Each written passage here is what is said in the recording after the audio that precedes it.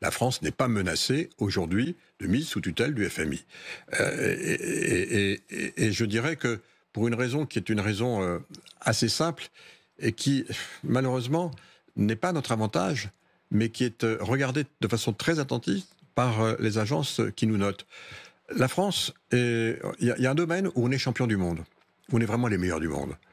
C'est inventer des impôts nouveaux et les prélever. Alors là, Madame Haddad, on est les meilleurs du monde. On parlait tout à l'heure de la taxe Zuckman, on en a tout. Ça, vraiment, le concours l'épine des impôts, on est les meilleurs. Mais on est les meilleurs surtout grâce à une administration à Bercy dont j'ai été le patron, que j'ai dirigé, et dont je peux témoigner ici ce soir à votre micro, qu'elle est effectivement extraordinairement performante. Donc oui, nous sommes le pays aujourd'hui qui est sans doute l'un des pays les mieux à même de prélever l'impôt.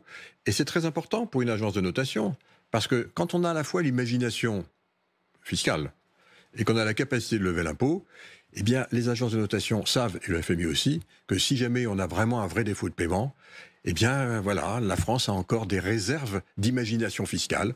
On peut passer la TVA, l'augmenter un peu, on peut prélever, aller chercher, piocher dans l'épargne des Français, qui est très abondante, à plus de 6 000 milliards d'euros. Je vous le rappelle, 19%, c'est absolument gigantesque. Taxer l'épargne des Français, vous êtes pour ça ? Non, je ne vous ai pas dit que j'étais pour. Je vous dis ce que regarde. Je vais être très précis, parce que ça évitera de faire des bandeaux qui sont faux là, sur ce que c'est pas notre genre. Ça, je peux en témoigner. Donc je dis très précisément que les agences de notation regardent les capacités qui restent encore pour répondre rapidement en cas de potentiel défaut lors d'une émission d'OAT. Et donc, la France a encore la capacité, j'allais dire, à le faire. Donc